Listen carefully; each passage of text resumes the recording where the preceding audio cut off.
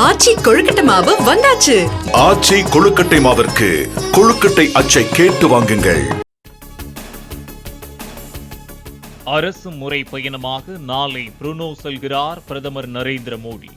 வரும் 4ஆம் தேதியன்று பிரதமர் சிங்கப்பூர் செல்ல உள்ளதாகவும் வெளியுறவுத்துறை தகவல். ஆந்திர மாநிலத்தில் விஜயவாடா, அமராவதி, குண்டூர் மாவட்டங்களில் பெரும்பாலான இடங்களில் வெள்ளப்பெருக்கு. 294 கிராமங்களில் இருந்து 13,000த்திற்கும் மேற்பட்ட மக்கள் பாதுகாப்பாக வெளியேற்றப்பட்டு நிவாரண முகாம்களில் தங்க வைப்பு. ஆந்திராவின் விஜயவாடாவில் வெள்ள பாதிப்பை படகில் பயணித்தபடி ஆய்வு செய்தார் முதலமைச்சர் சந்திரபாபு நாயுடு. பாதிக்கப்பட்ட மக்களுக்கான நிவாரண உதவிகள் குறித்தும் வெள்ள நீரை வெளியேற்றும் பணிகள் குறித்தும் அதிகாரிகளிடம் கேட்டறிந்தார். தெலங்கானாவின் மெஹபூபாபாத்தில் மழை வெள்ளத்தால் பாதிக்கப்பட்ட ரயில் பாதையை சீரமைக்கும் பணிகள் தீவிரம். பல இடங்களில் ரயில் சேவை பாதிக்கப்பட்டுள்ள நிலையில் நாளை மாலைக்குள் பணிகள் நிறைவடையும் என ரயில்வே அதிகாரிகள் தகவல். கனமழையால் ஆந்திரா, தெலங்கானாவில் உயிரிழந்தவர்களின் எண்ணிக்கை 25ஆக உயர்வு. 50 ஆண்டுகளில் இல்லாத அளவிற்கு மழை கொட்டி தீர்த்ததாகவும் அதிகாரிகள் தகவல். ஆந்திர மாநில முதல்வர் சந்திரபாபு நாயுடுவுடன் தொலைபேசியில் பேசிய பிரதமர் கனமழை வெள்ள பாதிப்பு குறித்து கேட்டறிந்தார்.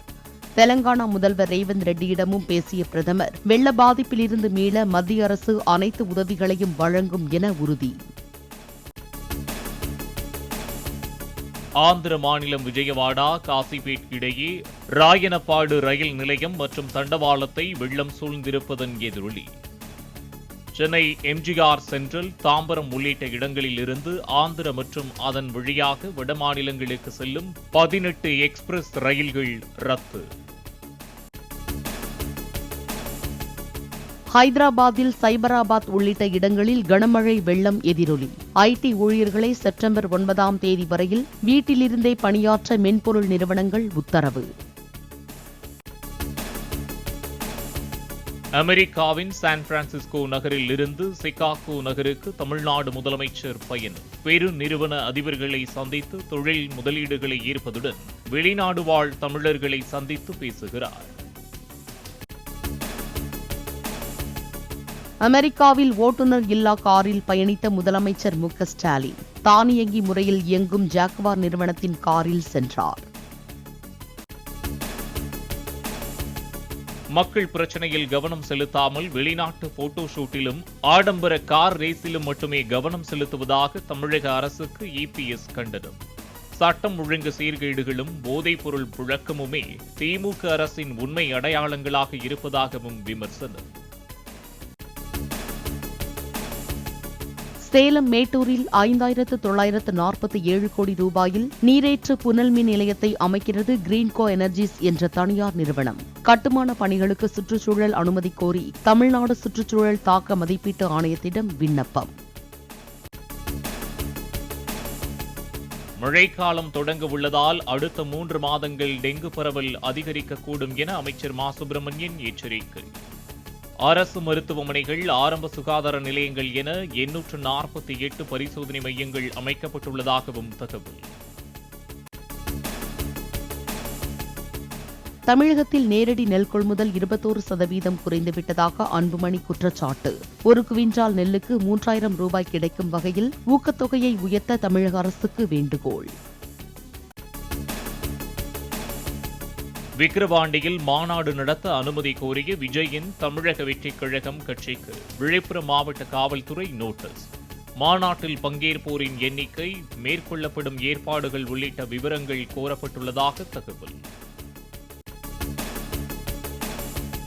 வால்பாறை அரசு கல்லூரியில் மாணவிகளுக்கு பாலியல் தொந்தரவு என்ற புகாரில் 4 பேர் கைது செய்யப்பட்ட விவகாரம். பாலியல் சார்ந்த புகார்களை நெகட்டிவாக பார்க்கக்கூடாது என கோயம்புத்தூர் மாவட்ட ஆட்சியர் கிராந்திகுமார் பாடி பேட்டி. உழைக்கும் மக்களின் வாழ்வியலையும் அவர்களது வலியையும் வாழை திரைப்படம் பேசியதாக முதலமைச்சர் மு.க.ஸ்டாலின் கருத்து. பசி கொடுமையை எந்த சிவனைந்தனும் எதிர்கொள்ளக்கூடாது என்பதற்காக காலை உணவு திட்டம் உருவாக்கியதில் மகிழ்ச்சியடைவதாகவும் வலைப்பதிவு. புதுச்சேரியில் உயர்த்தப்பட்ட மின் கட்டணத்தை குறைக்க வலியுறுத்தி இந்தியா கூட்டணி கட்சியினர் தலைமைச் செயலகத்தை நோக்கி பேரணி. கைது செய்ய முயன்ற போலீசாருக்கும் போராட்டக்காரர்களுக்கும் இடையே தள்ளுமுள்ளு. கேரளாவில் நடிகைகளின் கேரவன்களில் ரகசிய கேமராக்கள் பொருத்தப்பட்டிருப்பதாக நடிகை ராதிகா குற்றம் சாட்டிய விவகாரம். ராதிகாவிடம் கேரளாவின் சிறப்பு விசாரணை குழுவினர் தொலைபேசி மூலம் விசாரணை நடத்தியதாக தகவல்.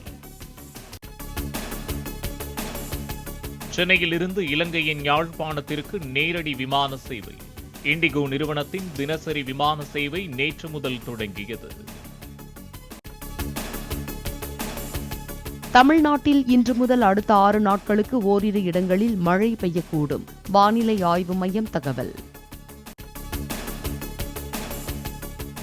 ஜார்க்கண்ட் மாநிலத்தில் 7 இடங்களில் 10 நாட்கள் நடைபெற்ற காவலர் உடற்தகுதி தேர்வில் 10 கிலோமீட்டர் தூரம் ஓட வைக்கப்பட்ட தேர்வர்களில் 11 பேர் பலி.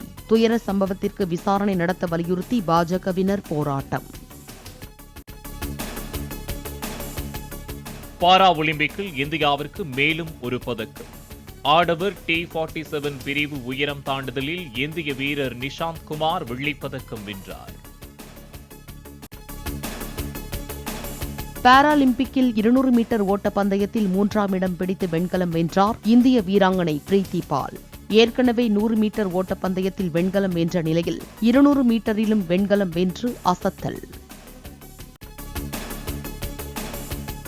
பாரா ஒலிம்பிக் வில்வித்தை போட்டியில் வெண்கலப் பதக்கம் வென்ற 7 மாத கர்ப்பிணி.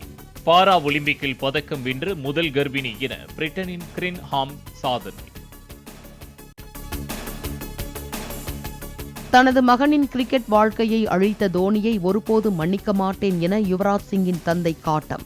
தோனி தடுத்திருக்காவிட்டால் யுவராஜ் சிங் மேலும் 4 ஆண்டுகள் இந்திய அணிக்காக விளையாடியிருப்பார் எனவும் பேச்சு. ஆச்சி கொழுக்கட்டை மாவு வந்தாச்சு. ஆச்சி கொழுக்கட்டை மாவிற்கு கொழுக்கட்டை அச்சை கேட்டு வாங்குங்கள்.